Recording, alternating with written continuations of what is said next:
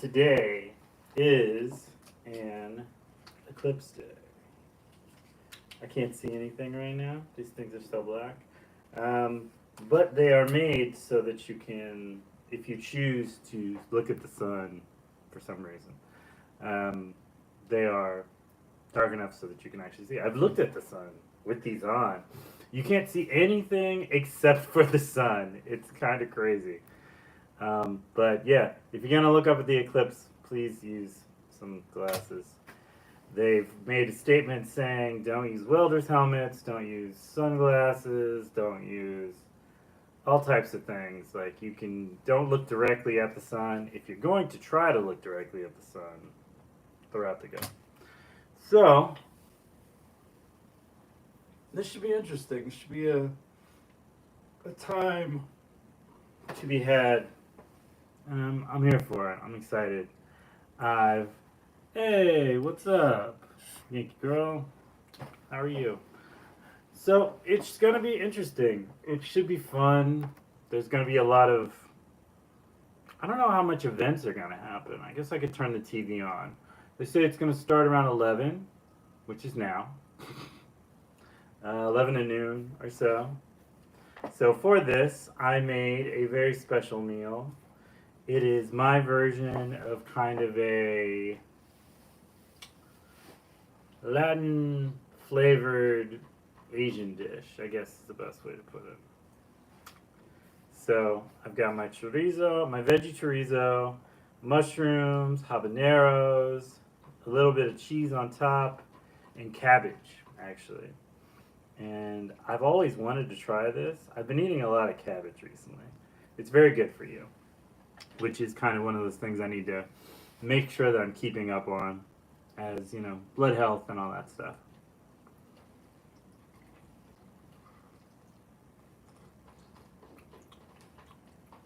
It's also very hot. I'm like burning my mouth hot. I just finished cooking it. So I'm gonna let this chill for a sec. But it tastes good. It tastes really good actually. It's got a kick to it. It's probably the habaneros, but I'm excited about it. I like it. I've been wanting to make this for a couple of months now, and I just haven't bothered to really get to it, so to speak. Been meaning to, and I just haven't. So today is a good day.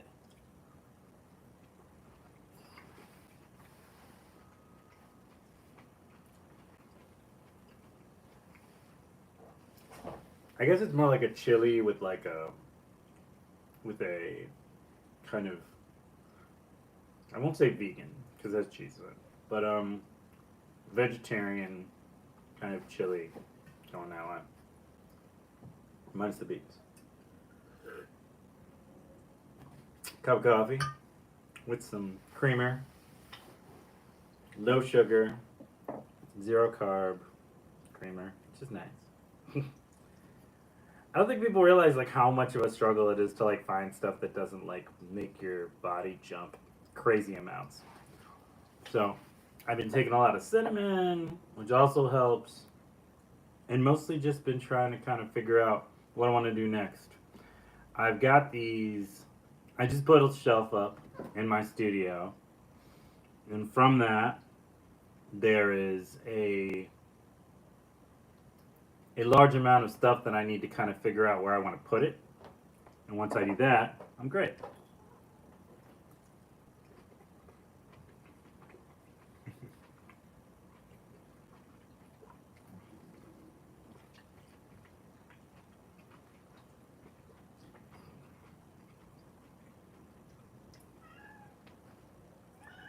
The next time I make this, Tom, what's wrong? What's wrong, buddy? Producer Tom is yelling for some reason. Um,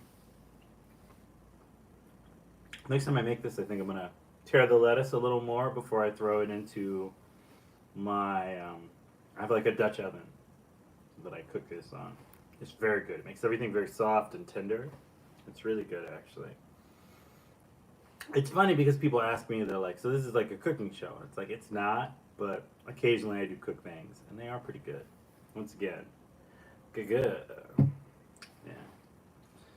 But yeah, for the most part, I mean, I'm just working on some projects today. I gotta film some stuff. I worked on some new graphic stuff for the YouTube videos. That's gonna help me kind of with more like attention towards the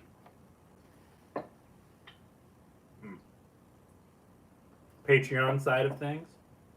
So for those who don't know, Patreon is a website where basically a lot of artists, from my understanding, a lot of people, but a lot of artists, have kind of exclusive content that they put out. And so I've been trying to work on making that a little more appetizing for my fan base.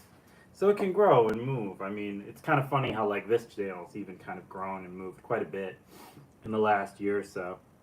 I know they want me to do reels and stuff like that, but I don't honestly like. I just don't. I don't make art like that. I don't know. I try to do them every once in a while, but I'm not I'm not able to constantly be making these little shorts every day, all the time. I mean, I'm sure if I did, it might actually improve the visibility of the channel, but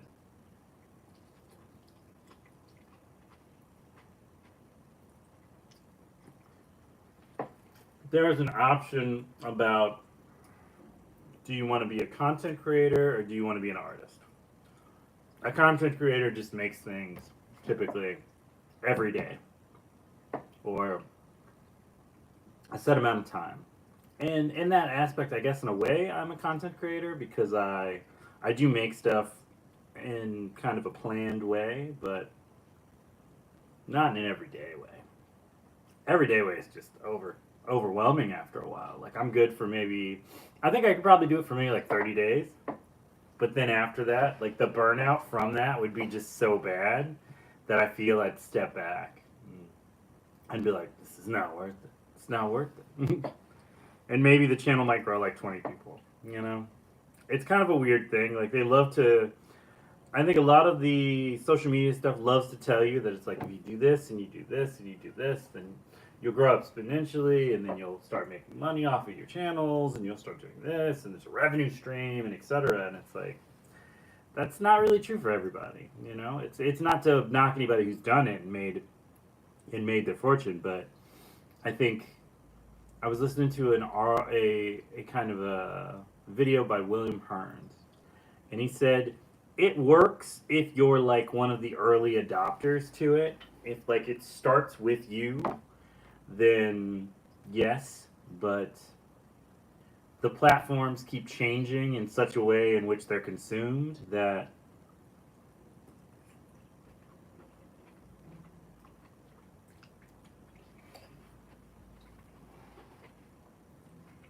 what worked 10, 15 years ago, 20 years ago, is probably not going to work now. Habanero. Whew. Oh god. This is good, but oh no. Oh no. I'm gonna have this.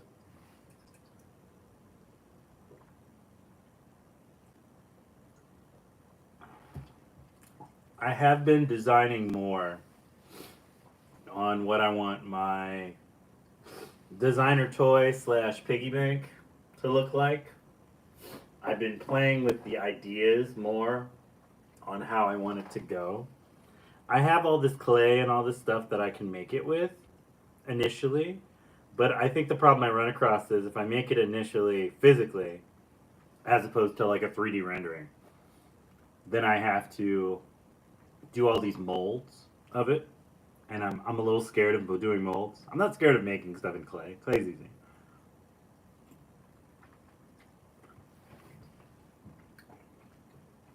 For me, it's more just kind of mess around until I find something that really works for me.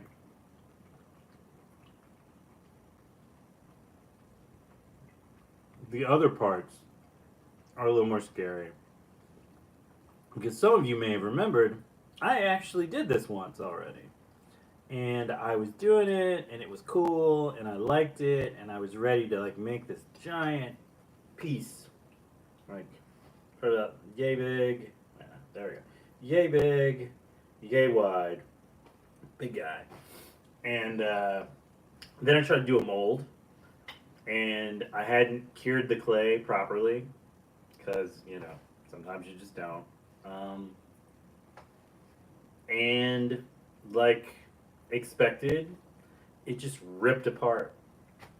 The mold ripped apart, the clay ripped apart. It was kind of rough. I was a little sad about it. It beat me up a little. And I mean, like, the whole creative process is honestly about kind of failing upward. Like, you fail at something and then you realize that you could have done it a different way. And it's all just kind of trial and error with all this stuff.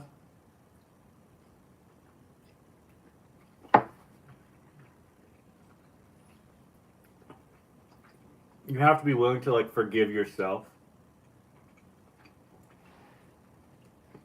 and the mistakes in which you make in art.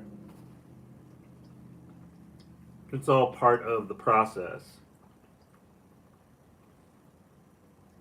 In some ways, kind of the initial attempt, the result, the purpose of it is to fail, whether you realize it or not. The purpose of it is to make little mistakes and failures and get better at it and figure out what am I going to do next? How am I going to do this? I think a lot of people who see, it feels so weird to say this. I think a lot of people who see master artists who've like been doing it for a really long time, like myself, who are, when they want to make something, they make it, and it just happens. I think people don't realize that like I still fail at stuff all the time. I'm not immune to failure. I just know what to do when I fail, so to better kind of fix the problems.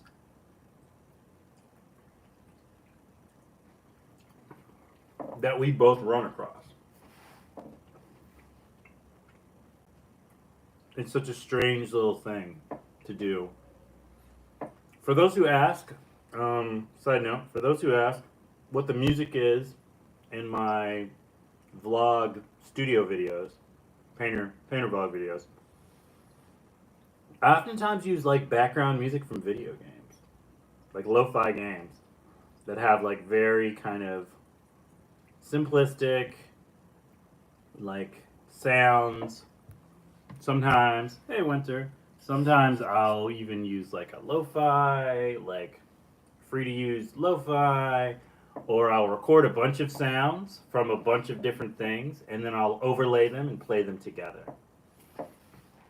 So you'll hear the water running, you'll hear footsteps, you'll hear birds chirping, you'll hear maybe a harmonica or a flute kind of slightly in the background, a little bit of drum, a little bit of tempo, and I just feel like it feels more real. Sometimes I record the trains. I like the sound the trains make.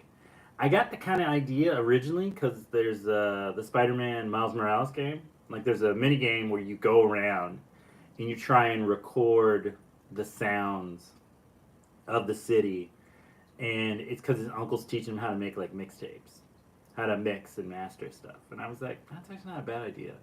So I have like a little hand recorder, and then I go, and it doesn't matter if the quality is amazing or not. That's not really the important part. And I just go for it. There's a special aspect to everything. My beard looks crazy. There's a specialness to it.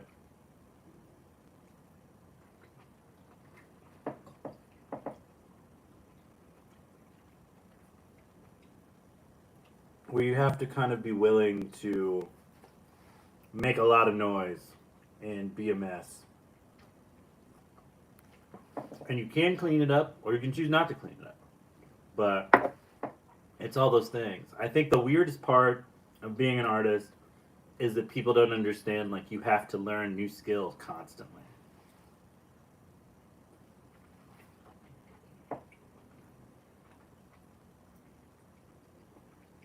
Like, I never thought I would be a filmographer. I never thought I would be an editor or a sound guy or anything of that nature. And I didn't realize it until a friend of mine, hey Tina, who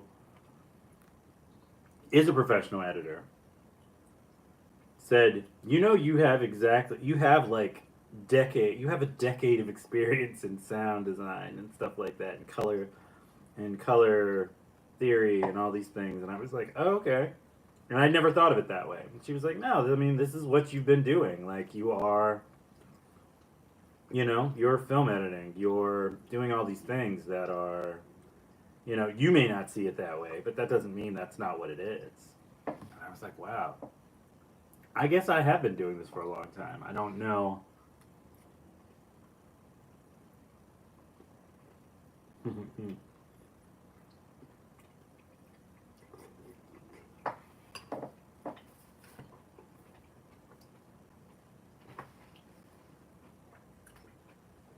I know how to do things, but I don't know that I know the terminology. And an animator. Yo! You're okay.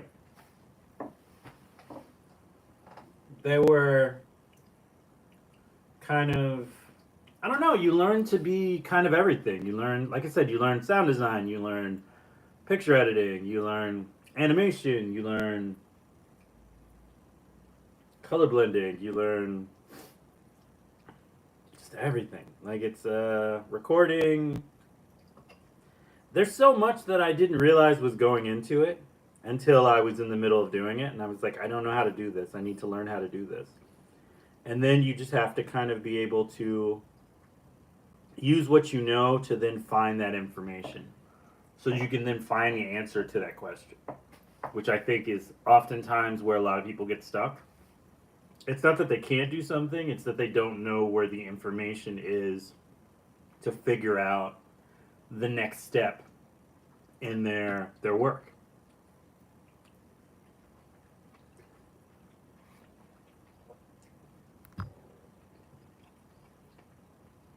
I have a couple suggestions. You can use Skillshare. They're pretty good, actually. They have classes. They're fairly inexpensive. Domestique. I think Domestica is how it's pronounced. Very similar to Skillshare. Typically in Spanish. Um, for those who speak other languages, who habla español. But it has subtitles too. And these really great artists, and they teach you how to do stuff. I mean, YouTube has a lot of free sources to try and learn how to do these things, but like you're only going to get so far with the free stuff. It's kind of how it goes. Like, there's a lot of programs that only cost you like $20. I like to use Procreate and Procreate Dreams and iMovie, and those are like my three big things that I use all the time. Yo, Netararu, Pandas up. And yeah, there's a lot of really great places to kind of get your images done. And I use apps sometimes to like film stuff, and I use just to film my videos in the first place, and I use like just all these random kind of programs, and they play together well. And like I said, some are free, some will cost you, $20 for the whole for to own them. And I feel pretty good about it, honestly. I feel like I've reached that point in my career where all the questions I had about how to do stuff have been answered, and now it's me learning the best way to use them properly, to get the feel, the emotions that I want to have in my work. Now, for those who ask, yes, this is new. Jenna got me this for my birthday. It is a heart. It is a human heart that's blue, and then it has like almost kind of like the way like the Japanese flag has the red lines, the rays of the sun. That's what it does. And it's just this really beautiful little thing, and I felt like it was something that should be a part of us, so to speak, a part of us. I'm trying to figure out the best way to decorate this wall as a part of the show. And I've been looking at companies for banners so that I can maybe design a banner and then have the banner behind me. which would be kind of cool.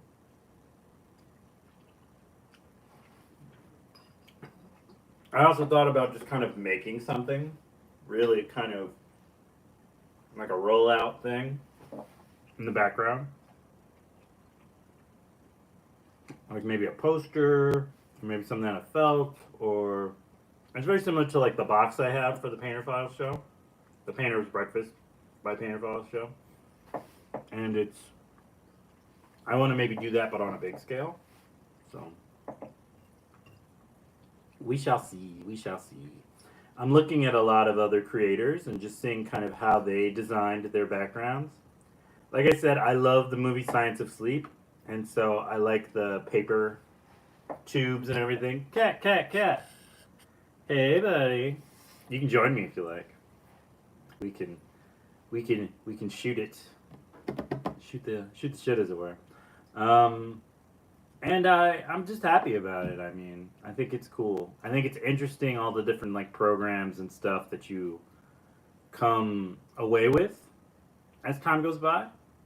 If that makes sense to you, I don't know if that makes sense to you. But I think it's important though.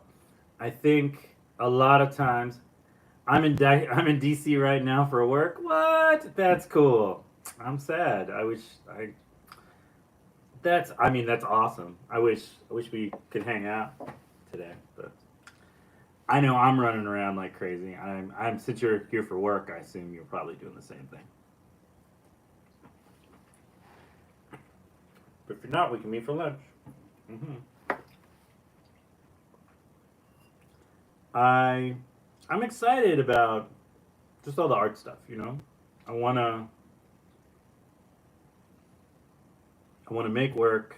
I wanna feel really kind of connected and inclined. Jennifer, how are you? Welcome to the show. Bienvenidos. And yeah, I just want to kind of do that. Also, I cannot reiterate more and more. Please do not stare up at the eclipse. My mom sent me like dozens of these things, and I've been giving them out to people so that they don't go blind and little spots in their eyes and stuff. Good sunglasses will not help you. Welding helmets will not help you. You really need like something like these things are so dark. Like I need you to understand the difference between like a sunglass and this. So to give you perspective, this is what that looks like. There we go. This is what that looks like. I'm in front of you and you can't see me. I had to do it. I'm sorry.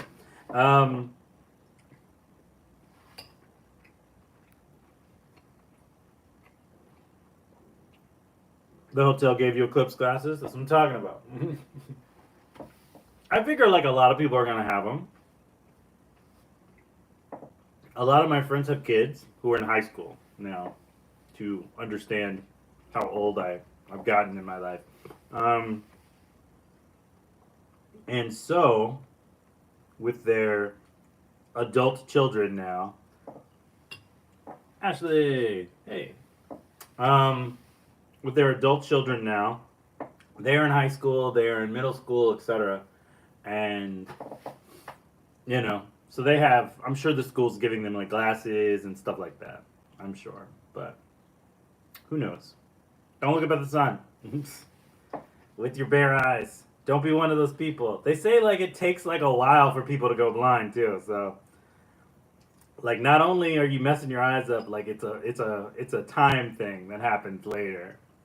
It's not so much on the instant blindness. I think that people are like, oh, I can see right now. And they wake up tomorrow and they're like, there's like a tiny black spot in my vision. And it's like, yeah, you burned a hole in your iris. Good luck with that. But who knows? Maybe this will be your Van Gogh moment. My kids are in college and they are giving them away. I hope everyone gets them. Yeah, exactly. Kimber gets it. Don't be dumb. I want you to be able to see my work from a very selfish point of view. I want you to be able to see my paintings with both your perfectly good working eyes. It's important. Don't destroy your eyes for 3 seconds. It's just silly. He says as he drinks from his giant rattlesnake mug of cold coffee. But yeah, I just think it's cool. I think it's cool.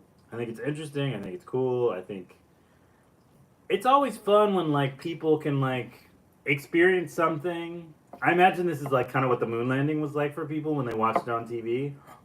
Like no matter what you believed in, no matter where you came from. I mean, obviously, other than the people who don't think the moon landing is real, but from all the people who watched it, like it was like a time where people came together separately to experience something. And this will be something that people will talk about and remember for a long time. I'm interested to see what happens with like the birds and the wild animals. Like I'm told they react differently during the eclipse. So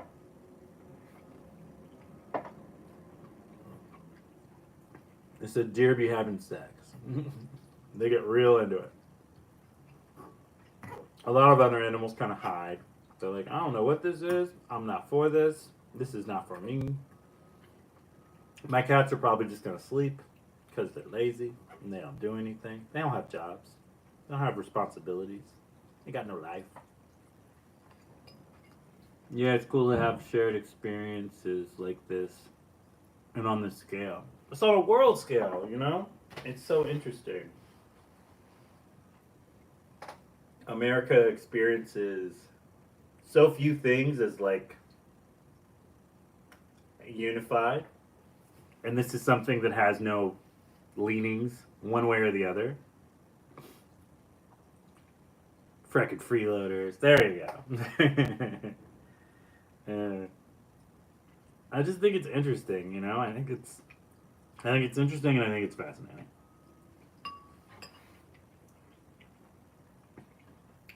But I find space and like I find the concept of like space and time to be this really interesting kind of phenomena. You know, it's not unexplained. We understand to an extent what these things are. It's more along the lines of this is a completely uncontrollable thing that's happening in the world and or to the world. I am. And as the many, many, many people have lived and died through this, as time has gone by, they've all kind of put their ideas together and racked their brains, and they figured out whether this was, you know, something that was entrenched in their dogma, or whether it's just something that's kind of happening.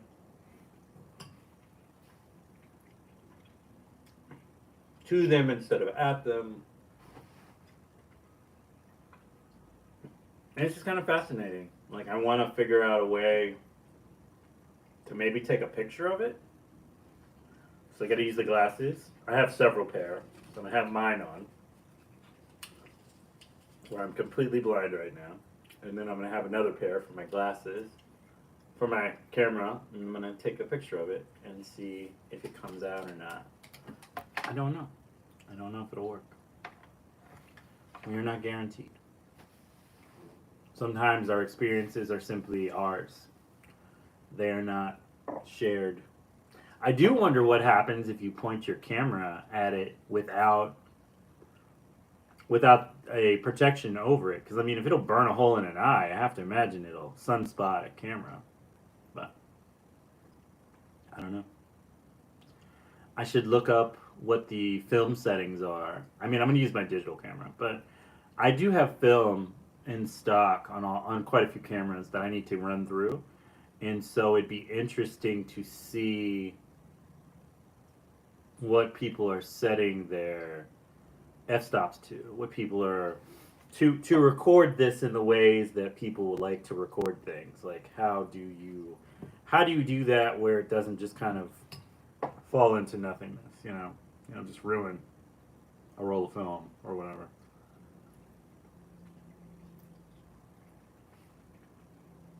or at least a shot. I have this little sweet Vietnamese lady who owns a shop next to the garage that I'm with and I work with for, and she's always telling me how I need to eat more cabbage. It's good for you. So I'm adding it to my not daily routine, but like weekly routine. And so far, I think I feel pretty good.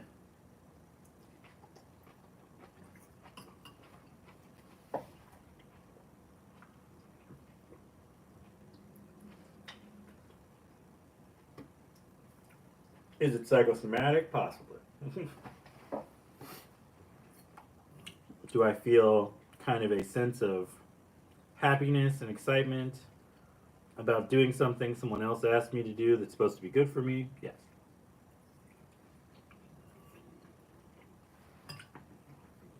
Do I know 100% that it's actually helping me? No. But I figure with like vegetables and stuff, like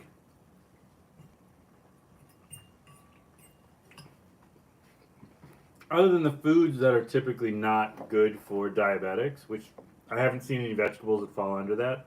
Potatoes, a little bit. I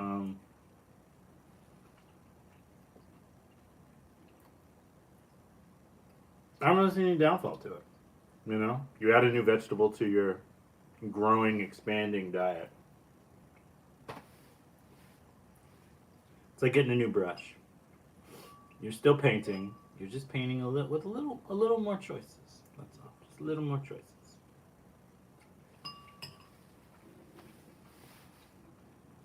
You can't go wrong with more cabbage, Jennifer says. Oh yeah. Taking Jennifer's word for it. It's smart advice. I think the interesting thing about it is because of, I guess culturally for the background stuff, like cabbage was never really kind of a part of my day-to-day diet. They don't really, I guess in my culture it's not really that common. Like in a West Indian, Afro-Latino food, cabbage, it doesn't come up very often. As far as foods go, I don't know if it's not indigenous to the food, to the place that it goes. I imagine like cabbage grows a lot of places though, but I just don't recall really seeing cabbage much as a kid. I'm aware of it, obviously. It's not so much on a level of like, what is this magical food? But it is kind of on a cabbage. Okay. I mean, I definitely heard of it, but I don't know. I don't know that I was really eating it until maybe around my 30s because it just doesn't, like you see lettuce, but cabbage was kind of like a boiled cabbage thing. Like I didn't experience that growing up. And it's just kind of interesting. I have a lot of friends who are like Slovak and like Eastern European, and for them like cabbage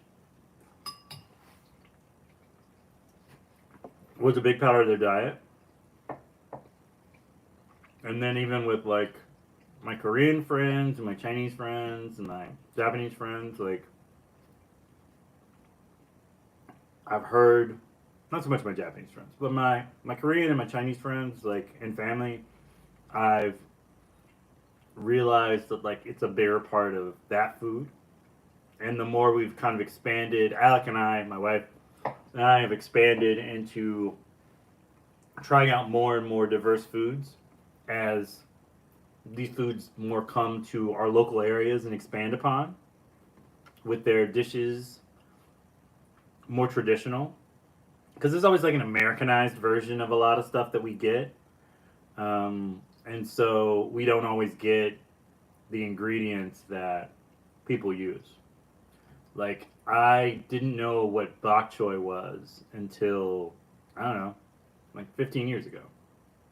It just didn't come up, You walk past the grocery store, you got onions, you got tomatoes, maybe you got some like squash of some sort, and beans, and that was pretty much the only thing you really got.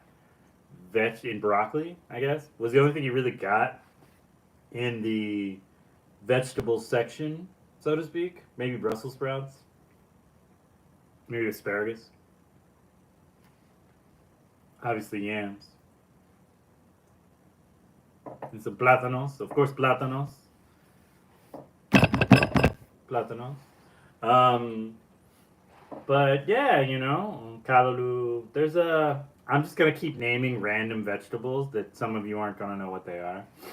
Um, Lentils. I'm gonna stop. I'm gonna stop right now. I'm gonna stop doing it. I'm on a weird list right now. Um, but yeah, it's just interesting. I don't know. I find it kind of fascinating to discover new things and to try out new ways of doing stuff.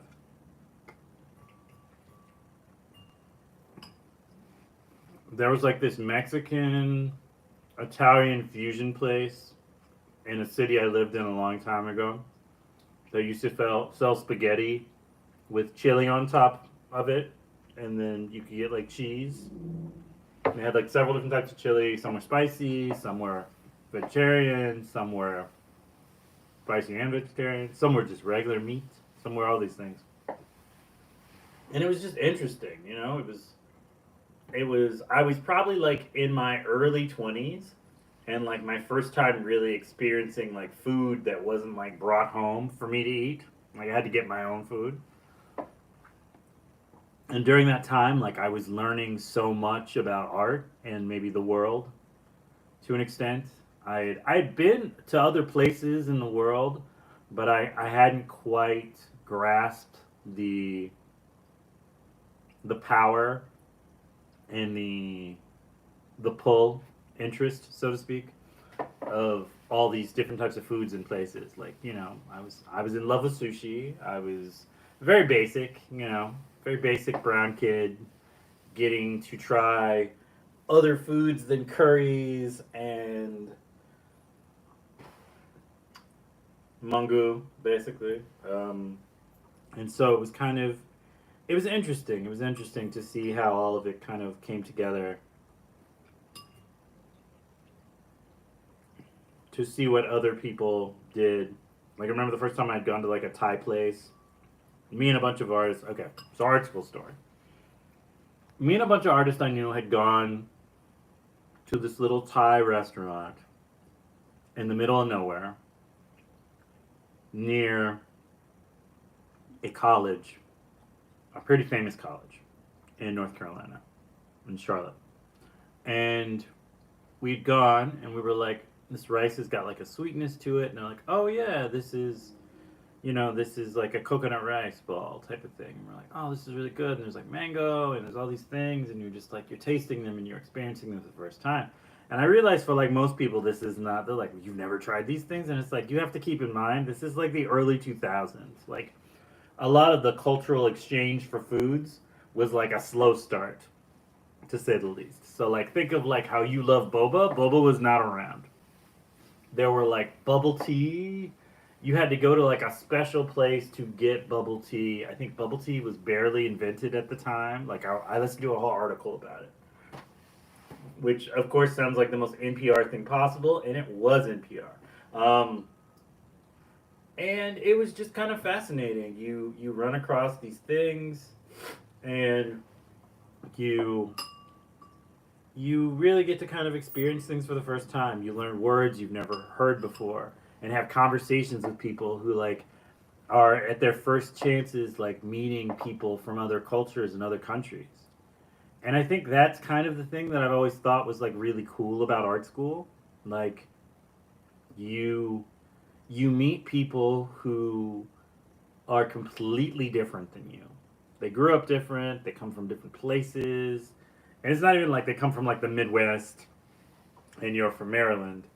Um, like these people come from all over the world and they're experiencing stuff for the first time, and they're bringing with them painting techniques and like language and food and holidays and all these things. And I just thought it was really cool, you know? I went on a kick for a while of like being really into like Thai art. I thought Thai art was like insanely amazing.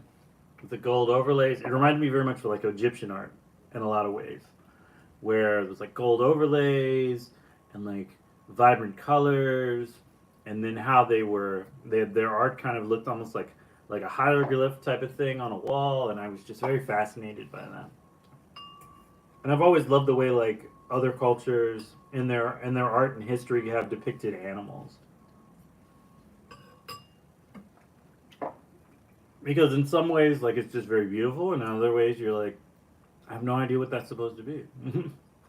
Like an alligator is easy, it's got the nose. But you know, anamorphic cats, it's a little different. Bird people, so on. I'm just going into Egyptian stuff at this point. A jackal. No.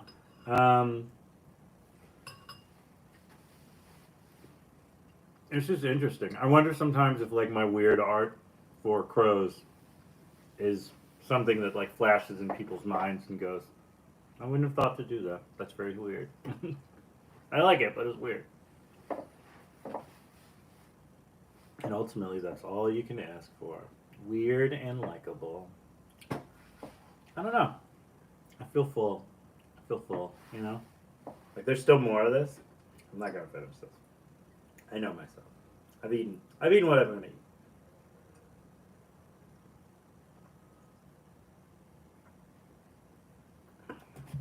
So, Galeras, did you get to have food today? Did you have breakfast? Are you having lunch right now?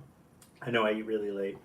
Are you gonna Are you gonna watch the eclipse? Are you planning anything special? Are you gonna do anything cool today? Are you planning anything interesting? Hmm. Hmm. Yeah. You know, I'm just gonna kind of. That mug is so cool. Thank you. I got this online because a very long time ago there was a guy named Craig Kilborn, and Craig Kilborn had a late night show on CBS, I believe, and he had this mug, and I liked it so much that I found a version of it and I copped it, and I have loved it ever since, and it's been my show mug for forever. It's also very helpful because, like most painters, I have accidentally sipped paint water like a couple dozen times. And when I have my coffee in this and my paint water in a little glass thingy, the two don't really, like, I'm not going to accidentally do it, you know? It's kind of interesting. I'm making Korean style, Jennifer says, I'm making Korean style scallop pancakes and hanging with my parents for the eclipse. I have my glasses. Not sure if I'll look though. Haha. See? That's cool. That's really cool. I know my mom's going to try and FaceTime me because I know my mother. She's going to hit me with those, Jay, ¿qué lo que? She's not going to say ¿qué lo que? She'll say, Jay, ¿cómo está? And I'll be like, hey, Mom, how's it going? What's going on? And she'll be like, the eclipse. Are you watching it, Jay? Are you looking at it? And I'll be like, yes, Mom, I see it. She's going to get me for just making fun of her on this. But that's what you do when you're in your 40s. You can mock your parents, strong style. You know, that's how it works. Yeah, that's cool. Korean scallop pancakes. Ah, that sounds amazing. I miss pancakes so much. I go by like the grocery store and I look at like all this stuff and I'm just like, oh, I wish I could eat this stuff, but I can't anymore. But that does sound amazing though. I watched someone make Korean pancakes, like scallop pancakes, like a couple days ago. It smelled so good and it was so delicious, and I was so jealous. So jealous. But, you know, that's the point. Like, we get to try all these foods. I love that. Working the day gig, but overall, I'm going through a creative boom after being gray for a while. It's both weird, wild, and rewarding. Well, Ashley, I hope that works out, man. I think that's cool. I think that's cool. I think sometimes you have to take like a break from everything. You just have to. There's no way to not do it eventually. I've done it on many occasions. Your brain just needs like a minute to pause. And sometimes a minute turns into a couple of years. That's what it is. But I'm happy for you. I'm glad. I want to today probably record a little for the podcast. It's still on, for the record.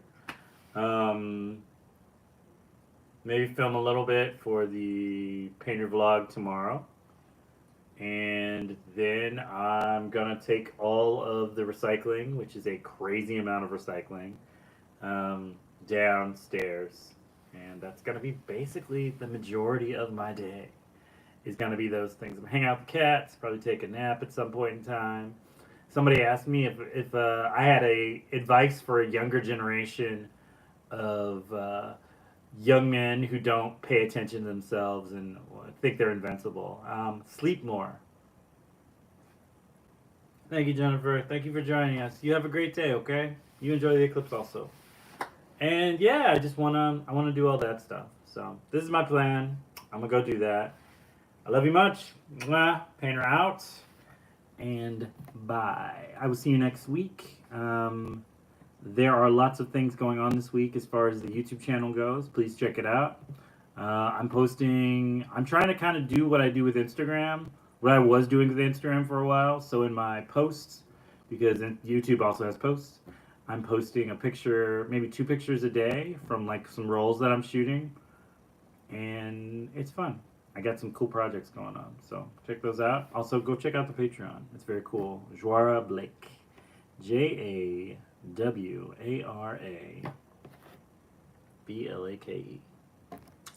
I'll see you next time. Turn up. Ciao. Doo doo doop. Ba ba bump. I make all these noises so that you don't have to. Ding dong dong.